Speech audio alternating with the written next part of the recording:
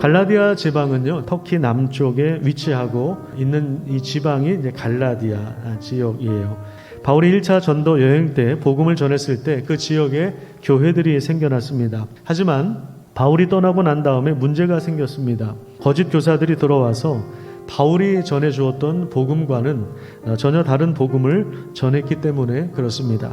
거짓 교사들은 예수를 믿어야 하는 것은 맞지만 그것만 있으면 자유를 남용하여서 방종으로 빠질 수 있기 때문에 하나님께서 아브라함에게 할례를 명하셨던 것처럼 율법을 지켜야 구원을 받을 수 있다고 그렇게 주장을 합니다.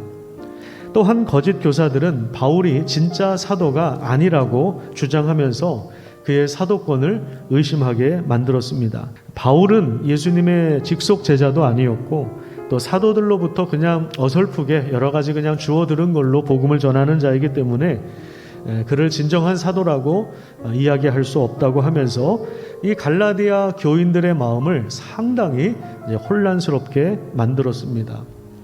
그 결과 처음 복음을 전했던 바울과 신뢰 관계 속에 있었던 그 성도들과 바울 사이에서 이 균열이 일어나기 시작했습니다.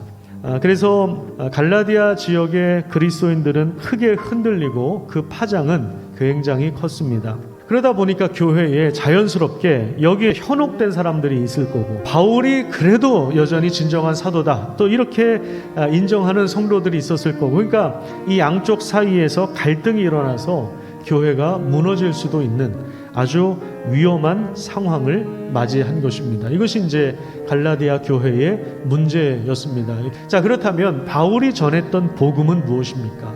복음은 그리스도 그분입니다.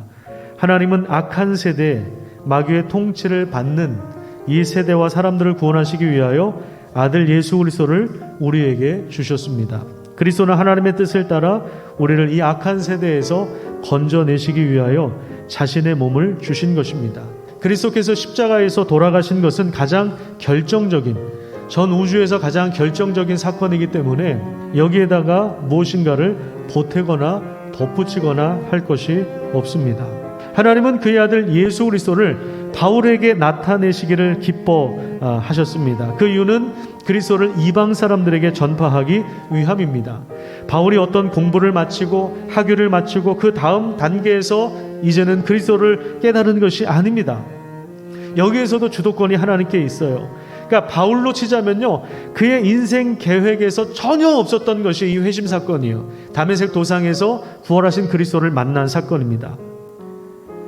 그때 이후로 부활하신 그리스도를 만난 이후로 바울이 그동안 공부했었던 바울이 그동안에 열심을 내었던 율법을 성취하러 오신 분이 바로 하나님의 아들 그리스도라고 하는 사실을 바울이 깨닫게 된 것입니다. 그 이후에 그는 아라비아 광야에 들어가서 구약의 말씀을 다시 읽으면서 그리스도의 빛 아래에서 해석하기 시작했고 그리고 자신의 사명과 부르심을 깨달아서 이방인에게 복음 전하는 사도의 역할을 감당했던 것입니다.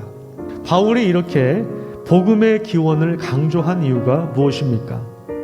하나님이 나를 불러주셨다. 모태에서부터 나를 예정하셨다. 나를 만나주셨다. 나에게 사명을 주셨다. 라고 거듭해서 강조하는 이유가 무엇입니까? 바로 복음 전하는 사람과 복음은 분리될 수 없기 때문에 그렇습니다. 바울이 전한 복음은 바울 스스로가 깨우친 것도 아니고 학교 가서 공부해서 만들어낸 사상도 아닙니다. 자신을 부르신 분이 하나님이시기 때문에 자기가 갈라디아 교회에 전해주었던 이 복음도 하나님에게서 나온 것을 강조하고 있는, 그래서 자신의 회심 사건을 강조하고 있는 것입니다. 우리의 정체성이 바로 여기 있는 거예요. 우리 생명의 기원이 바로 여기에 있는 거예요. 하나님 우리를 창조하셨다는 것, 다시 부르셔서 복음으로 악한 세대에서 우리를 구원하셨던 것, 우리가 숨쉬고 살아갈 수 있는 것, 이거 다 하나님 때문입니다.